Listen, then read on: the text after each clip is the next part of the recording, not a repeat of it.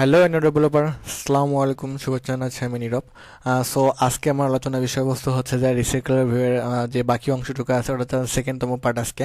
So গত lecture ভিডিওতে আমি আপনাদেরকে দেখিয়েছি কীভাবে রিসাইকেলার ভিউয়ের জন্য চাইল্ড ভিউ ক্রিয়েট করতে হয়। তারপরে আমাদের যে প্যারেন্ট কম্পোনেন্ট থাকে অর্থাৎ যে মেইন অ্যাক্টিভিটি আছে অর্থাৎ যেখানে আমাদের রিসাইকেলার ভিউটা আমরা কি ইমপ্লিমেন্ট করবো, সেখানে রিসাইকেলার ভিউটা কীভাবে ইমপ্লিমেন্ট করতে হয়, তো রিসাইকেলার ভিউ উইজেটটাকে কেমন করে কল করতে হয়। দেন তারপরে আমরা রিসাইকেলার ভিউয়ের জন্য দুটো লাইব্রেরি ইউজ করছিলাম।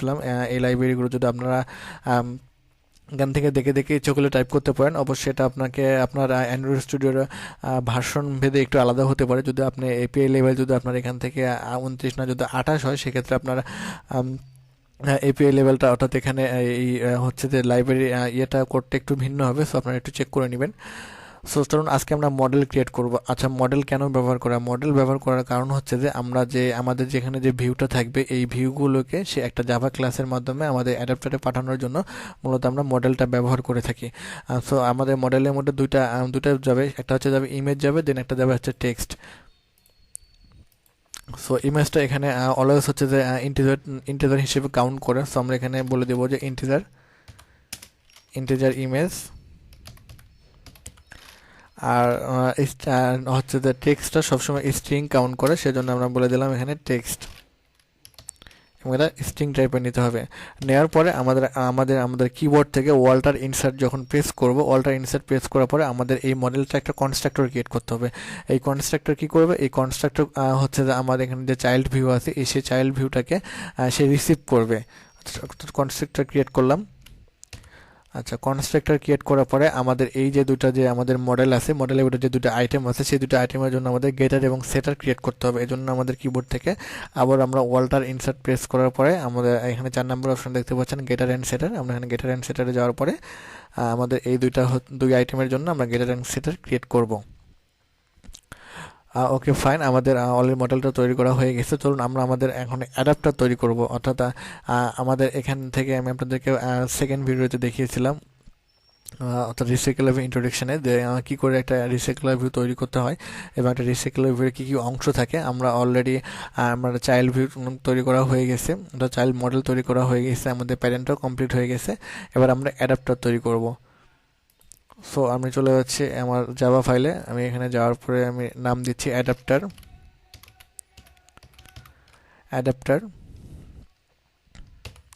ওকে করে দিচ্ছি। আচ্ছা, অ্যাডাপ্টারটা হবে এক্সটেন্ড করবে হচ্ছে রিসাইকেলার ভিউ ডট অ্যাডাপ্টার। এই অ্যাডাপ্টারের মধ্যে আমি আলাদাভাবে ভিউ হোল্ডার ক্লাস ক্রিয়েট করতে পারি, আর না চাইলে আমি এই অ্যাডাপ্টারের মধ্যে আমার ভিউ হোল্ডার ক্লাসটা আমি উল্লেখ করে দিতে পারি। এই ভিউ হোল্ডারের মাধ্যমে মূলত হচ্ছে যে আমরা আমাদের চাইল্ড ভিউটাকে কল করব। সো আমি এখানে বলে দিচ্ছি মডেল ভিউ হোল্ডার, বা এমনি সিম্পল ভিউ হোল্ডার রাখতে পারি। অ্যাডাপ্টার ডট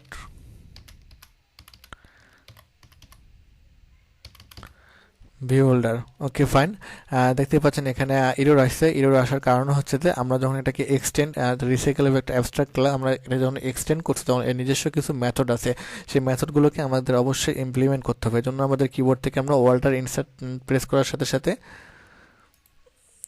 আমরা যখন এখানে ওয়াল্টার ইনসার্ট করবো তখন ইমপ্লিমেন্ট মেথডস আমরা এখানে এন্টার দেবো। এন্টার দেওয়ার সাথে সাথে এটা যে বিল্ডিং যে 3টা মেথড আছে সেই মেথডগুলো আমাকে নিতে হবে। আমরা নিয়ে নিলাম।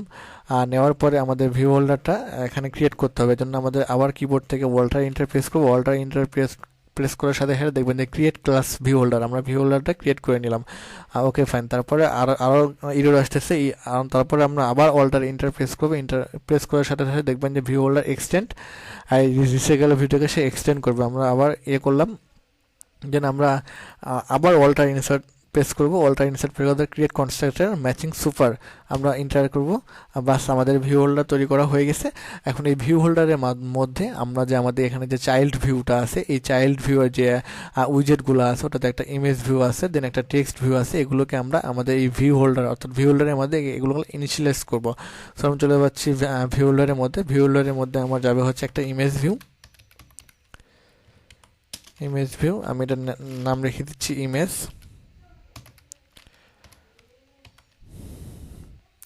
আর একটা হচ্ছে টেক্সট ভিউ।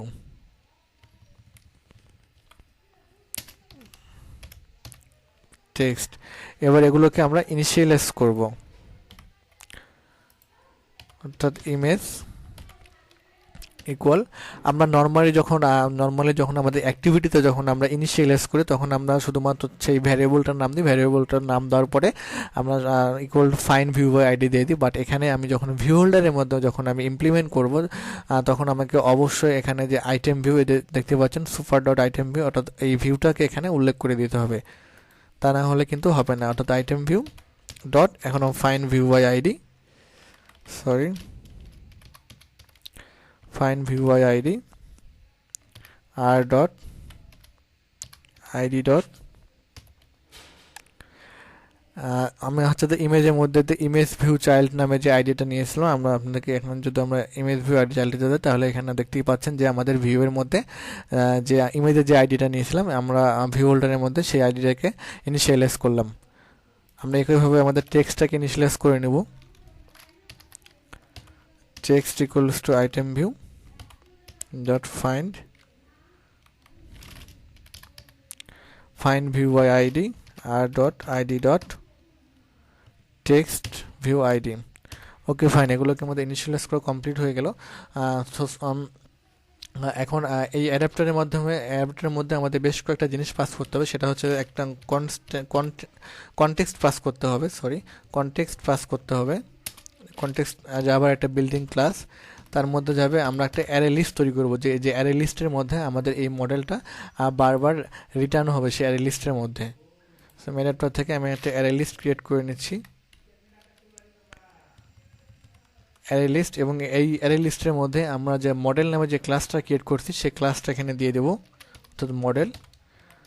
আচ্ছা, এবার এর একটা ভ্যারিয়েবল নিয়ে দিচ্ছি, ভ্যারিয়েবলের নাম দিয়ে দিচ্ছি আমরা নাম দিয়ে দিলাম লিস্ট। ওকে ফাইন, এবার এই হচ্ছে তো কনটেক্সট এবং অ্যারে লিস্টের একটা কনস্ট্রাক্টর তৈরি করতে হবে। এই জন্য আমরা আমাদের কিবোর্ড থেকে ওয়াল্টার ইনসার্ট, দেন 1 নম্বরে যে কনস্ট্রাক্টর আছে সেই কনস্ট্রাক্টরে ক্লিক করব। ওকে ফাইন, তারপর এখন হচ্ছে যে আমাদের এই অন ক্রিয়েটের মধ্যে এই ভিউ হোল্ডারটাকে অর্থাৎ অ্যাডাপ্টার এখন অন ক্রিয়েটের মধ্যে কাজ করতে হবে। লেআউট ইনফ্লেটর ক্লাসে হেল্প নিতে হবে। লেআউট ইনফ্লেটর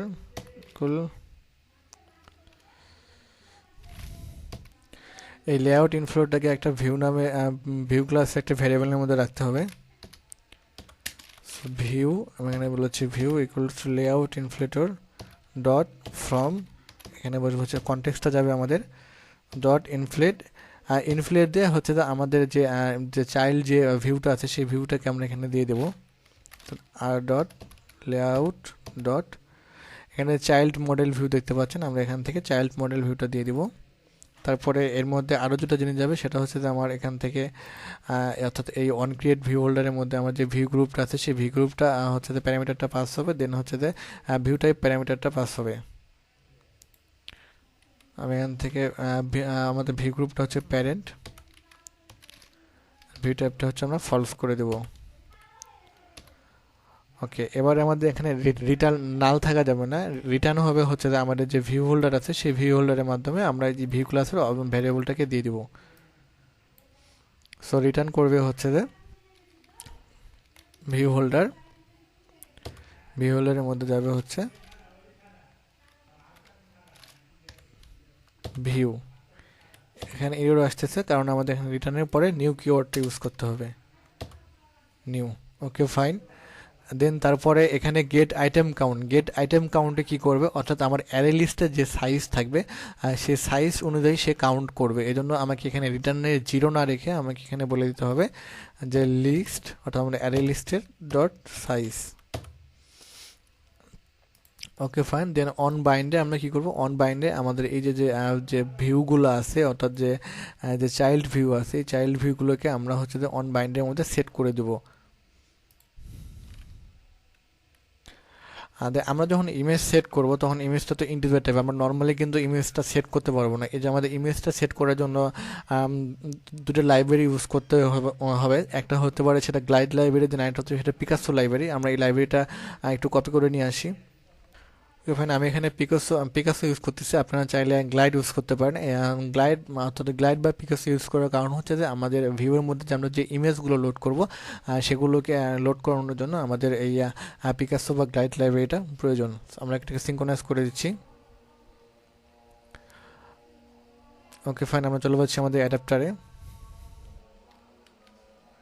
আমার সিঙ্ক্রোনাইজ কমপ্লিট হয়ে গেছে। অ্যাডাপ্টারে আসার পর আমরা যে এখানে যে দুটো ভিউ নিয়েছি অর্থাৎ ইমেজ ভিউ এবং টেক্সট ভিউ, এই ভিউগুলোকে আমরা আমাদের অনবাইন্ড ভিউ হোল্ডারের মাধ্যমে আমরা এখান থেকে সেট করে দেবো। সেট করে দেওয়ার জন্য আমার যে ভিউ হোল্ডারে যে ভ্যারিয়েবলটা আছে অর্থাৎ হোল্ডার, সেই হোল্ডারের মাধ্যমে এগুলোকে আমাদের সেট করতে হবে।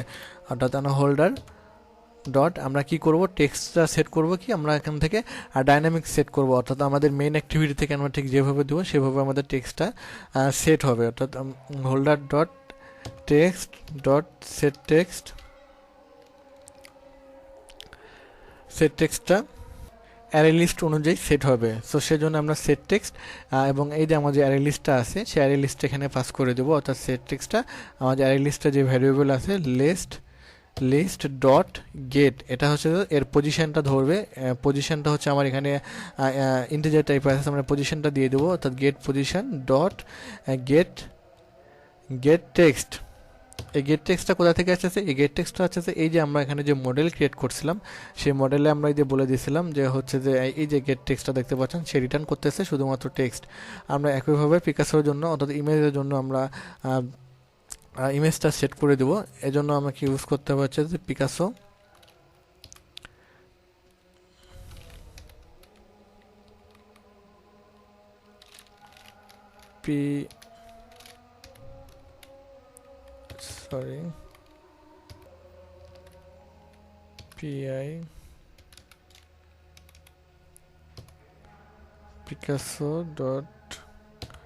Picasso dot gate dot load. আচ্ছা, এবং এই পিকাসোটা কি লোড করবে হচ্ছে যে আমার এই যে এখানে যে লিস্টটা আছে সেই লিস্টটা সে লোড করবে। তো অ্যারে লিস্টটা লোড করবে, দেন তারপরে সে হচ্ছে যে পজিশন কাউন্ট করবে গেট ক্লাসের মাধ্যমে। পজিশন কাউন্ট করার পরে সে হচ্ছে যে আমাদের মডেল থেকে যে গেট ইমেজটা আছে সেখান থেকে সে গেট ইমেজটা নিয়ে নেবে। দেন তারপরে এই পিকাসোটা সেই ইমেজটাকে সেট করবে আমার এই ইমেজের মধ্যে। সো এই জন্য আমাকে এখানে ইনটু ইউজ করতে হবে, ডট